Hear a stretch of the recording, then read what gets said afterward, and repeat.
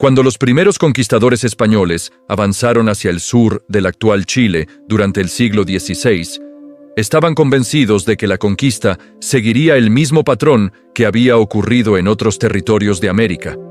Habían derrotado grandes imperios en relativamente poco tiempo y esperaban que las comunidades indígenas del sur cayeran con la misma rapidez. Sin embargo, pronto descubrirían que en esta región la guerra sería completamente distinta. No solo enfrentaban a guerreros decididos a defender su territorio, sino a un pueblo que entendía cada río, cada bosque y cada montaña como parte de una estrategia de resistencia. En las campañas iniciales, los ejércitos españoles confiaban en su disciplina militar, en sus armas de acero y en sus caballos, animales que en ese momento eran prácticamente desconocidos para muchos pueblos de América. Su forma de combatir dependía de avanzar rápidamente, ocupar espacios y establecer fortificaciones que permitieran asegurar el control del territorio conquistado. Pero esa lógica empezó a fallar cuando las tropas penetraron más profundamente en las tierras habitadas por los mapuche. El paisaje que encontraban no era un terreno abierto y fácil de dominar. El sur estaba cubierto por bosques densos, pantanos ocultos, ríos caudalosos y cordilleras que fragmentaban el territorio en innumerables rutas posibles. Para un ejército que dependía de líneas claras de movimiento y suministro, aquel entorno se transformaba rápidamente en un laberinto. Los mapuche, en cambio, conocían cada uno de esos espacios con una precisión que los españoles no podían igualar. No se trataba solo de conocer caminos, era una comprensión profunda del territorio como sistema, donde podían moverse grandes grupos sin ser vistos, donde un río podía crecer repentinamente después de una lluvia, que zonas del bosque permitían ocultar guerreros durante horas sin ser detectados. Las crónicas de la época, escritas por soldados y cronistas españoles, describen con sorpresa cómo las tropas que avanzaban por ciertas rutas comenzaban a recibir ataques repentinos que parecían surgir de la nada. Grupos pequeños de guerreros aparecían entre los árboles, lanzaban proyectiles o emboscaban a los exploradores, y luego desaparecían antes de que los soldados pudieran organizar una respuesta efectiva.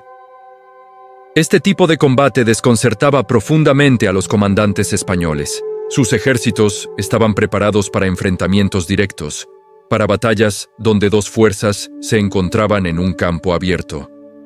Pero en el territorio mapuche, la guerra rara vez seguía ese patrón. En lugar de presentar grandes ejércitos en formación, los guerreros mapuche atacaban cuando el terreno lo permitía. Elegían el momento y el lugar. A veces esperaban días enteros observando el movimiento de una columna española antes de decidir dónde golpear. Otras veces destruían caminos, bloqueaban pasos naturales o desviaban rutas de suministro para debilitar lentamente al enemigo. Uno de los elementos más sorprendentes para los conquistadores fue descubrir que incluso los ríos podían convertirse en aliados de los defensores. Las crecidas repentinas, los pasos ocultos y los vados conocidos solo por las comunidades locales permitían que los mapuche cruzaran o escaparan por lugares que los españoles consideraban imposibles. Mientras tanto, las tropas europeas se veían obligadas a avanzar con cautela, perdiendo tiempo y recursos en un territorio que parecía resistirse a ser dominado. Esta forma de guerra no surgió de improvisación. Con el paso del tiempo, líderes mapuche comprendieron que el verdadero poder del territorio no estaba solo en su dificultad natural, sino en la capacidad de utilizarlo de manera consciente contra un enemigo que dependía de rutas claras y movimientos predecibles. Así, lentamente, el paisaje del sur dejó de ser simplemente el escenario de la guerra. Se convirtió en una trampa. Los bosques ocultaban guerreros. Los ríos cortaban retiradas. Las montañas bloqueaban avances, y cada paso que daban los invasores los llevaba más profundamente dentro de un territorio que parecía haber sido diseñado para resistirlos. Lo que los conquistadores aún no entendían era que aquella forma de guerra no era un accidente. Era una estrategia, y con el paso de los años, esa estrategia transformaría completamente el destino de la conquista en el sur de América. A medida que la guerra avanzaba, los conquistadores comenzaron a darse cuenta de algo inquietante. no solo estaban peleando contra guerreros hábiles, sino contra una forma de guerra completamente distinta a la que conocían. El territorio ya no era un obstáculo ocasional, sino una parte central del conflicto. Cada bosque, cada río y cada quebrada parecía favorecer a quienes habían vivido allí durante generaciones. En las primeras expediciones hacia el sur, las tropas españolas creían que bastaría con levantar fuertes y ciudades para consolidar su dominio. Esa estrategia había funcionado en otros lugares de América. Fundar una ciudad significaba establecer autoridad, controlar rutas y proyectar poder. Pero en las tierras mapuche, esa lógica empezó a mostrar sus límites rápidamente. Las ciudades que se fundaban en territorios recién conquistados quedaban rodeadas por un paisaje hostil para los recién llegados. Los caminos eran pocos, las distancias enormes y las comunicaciones difíciles. Las guarniciones dependían de rutas de suministro que podían ser cortadas con relativa facilidad. Lo que para los españoles era un punto de control, para los mapuches se transformaba en un objetivo aislado dentro de un territorio que ellos conocían mejor. Las crónicas de la época describen cómo los soldados que se aventuraban fuera de las fortificaciones comenzaban a sentirse observados constantemente. No siempre había ataques directos, pero la sensación de estar dentro de un espacio controlado por otros era permanente. Pequeños grupos de exploradores desaparecían en los caminos. Mensajeros que transportaban órdenes o suministros eran interceptados. Los caballos podían ser robados durante la noche. Poco a poco, la seguridad que los españoles creían tener dentro de sus propias rutas empezaba a desmoronarse. Una de las razones por las que esta estrategia funcionaba era la capacidad de los mapuche para moverse con rapidez a través de terrenos que para los europeos resultaban casi impenetrables. Los bosques del sur de Chile no eran simples agrupaciones de árboles, eran extensiones densas donde la visibilidad era mínima, donde el suelo podía volverse pantanoso y donde los senderos cambiaban con las estaciones. Para un ejército que dependía de caballería y formaciones ordenadas, aquello era un desafío enorme. Los guerreros mapuche aprendieron a aprovechar precisamente esas limitaciones. No intentaban competir con los españoles en el tipo de batalla que estos dominaban. En lugar de enfrentarlos en campos abiertos, buscaban espacios donde los caballos no pudieran maniobrar con facilidad y donde las formaciones militares perdieran cohesión. Un camino estrecho entre árboles, una quebrada profunda o un cruce de río podían convertirse en escenarios ideales para un ataque repentino. La información sobre los movimientos enemigos también jugaba un papel fundamental. Las comunidades estaban conectadas mediante redes de comunicación que permitían transmitir avisos con rapidez. Mensajeros conocidos como Werken recorrían grandes distancias para alertar sobre la presencia de tropas, mientras que vigías observaban desde puntos elevados o desde los bordes de los bosques. De esta manera, los movimientos de los ejércitos españoles rara vez pasaban desapercibidos. Cuando una columna militar avanzaba por un valle o por un sendero estrecho, era posible que ya hubiera sido observada horas o incluso días antes. Los guerreros podían elegir el momento exacto para atacar o, si lo consideraban conveniente, simplemente permitir que el enemigo avanzara más profundamente en el territorio antes de cerrar las rutas de escape. Para los comandantes españoles, esta situación resultaba cada vez más frustrante. El enemigo rara vez aparecía cuando ellos querían combatir, pero atacaba cuando las condiciones eran favorables para él. Las largas marchas por terrenos difíciles agotaban a los soldados, mientras que la incertidumbre constante minaba la moral de las tropas. Algunos cronistas describieron esta experiencia como si el propio paisaje estuviera luchando contra los conquistadores. Los ríos crecidos impedían cruzar con rapidez. Los caminos se perdían entre la vegetación y las lluvias podían convertir un trayecto corto en una travesía peligrosa. En ese contexto, cada ataque sorpresa parecía confirmar la sensación de que el territorio entero estaba organizado para resistir la invasión. Con el tiempo, los líderes mapuche comprendieron que esta forma de guerra tenía un efecto mucho más profundo que una simple victoria en una batalla. Cada expedición española que regresaba debilitada, cada ciudad aislada, Cada camino inseguro contribuía a desgastar lentamente el proyecto de conquista. Los invasores habían llegado convencidos de que dominarían el territorio en pocos años, pero ahora comenzaban a entender que habían entrado en un laberinto hecho de bosques interminables, ríos impredecibles y montañas que fragmentaban cualquier intento de control absoluto. Y lo más inquietante para ellos era que ese laberinto no era casual. Había sido comprendido, estudiado y utilizado por quienes lo habitaban desde mucho antes de que aparecieran los primeros conquistadores. Con el paso de los años, la estrategia de utilizar el territorio como arma comenzó a producir consecuencias cada vez más visibles para los conquistadores. Lo que al principio había parecido una resistencia dispersa, empezó a transformarse en algo mucho más complejo. Una guerra en la que el paisaje, el conocimiento local y la movilidad de los guerreros mapuche se combinaban para debilitar lentamente el poder militar español. Los comandantes europeos estaban acostumbrados a campañas rápidas. En otros territorios de América, las grandes victorias habían ocurrido en enfrentamientos decisivos que quebraban la estructura política de los pueblos que enfrentaban. Sin embargo, en el sur de Chile no existía un único centro de poder que pudiera ser conquistado para poner fin a la resistencia. Las comunidades estaban organizadas de forma descentralizada, conectadas por alianzas, parentescos y decisiones colectivas que podían reorganizarse incluso después de derrotas importantes.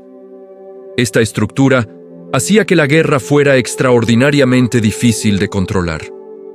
Aunque los españoles lograran capturar o matar a ciertos líderes, otras comunidades podían reorganizar la resistencia. Además, el territorio seguía siendo el mismo, una red de espacios que favorecían la movilidad de quienes lo conocían profundamente. En este contexto surgieron líderes militares capaces de comprender que la ventaja decisiva no estaba solo en el valor de los guerreros, sino en la manera de utilizar el entorno. Uno de los ejemplos más citados por los cronistas coloniales es el de Lautaro, quien había aprendido directamente el funcionamiento de la caballería española mientras servía como ayudante en los campamentos de los conquistadores antes de escapar y regresar con su pueblo. Ese conocimiento le permitió entender tanto las fortalezas como las debilidades de los ejércitos europeos. Sabía que la caballería era una de sus principales ventajas en el campo abierto, pero también sabía que en terrenos irregulares, con obstáculos naturales y rutas estrechas, esa ventaja podía desaparecer. Bajo ese tipo de liderazgo, los guerreros mapuche comenzaron a organizar ataques cada vez más coordinados. Los enfrentamientos ya no eran simples escaramuzas aisladas. En ocasiones, se planificaban movimientos destinados a atraer a las tropas españolas hacia zonas donde su movilidad quedaba limitada. Una columna podía avanzar creyendo que perseguía a un enemigo en retirada, solo para descubrir demasiado tarde que estaba entrando en un terreno donde el avance se volvía lento y peligroso. En esos momentos, los ataques podían llegar desde distintos puntos del paisaje. Los guerreros aparecían entre los árboles, desde las laderas de las colinas o desde los bordes de los ríos. No siempre buscaban una confrontación prolongada. A veces bastaba con romper la formación enemiga, desorganizar a los jinetes o provocar el caos suficiente para obligar a los soldados a retirarse. Los relatos de algunos cronistas españoles describen estas situaciones con una mezcla de sorpresa y frustración. Habían llegado convencidos de que su disciplina militar y sus armas de acero serían suficientes para dominar cualquier resistencia. Pero en aquellos bosques del sur de América, descubrieron que una fuerza militar podía perder su ventaja cuando luchaba en un terreno que no comprendía. Además del combate directo, el control del territorio permitía algo igual de importante: controlar el ritmo de la guerra.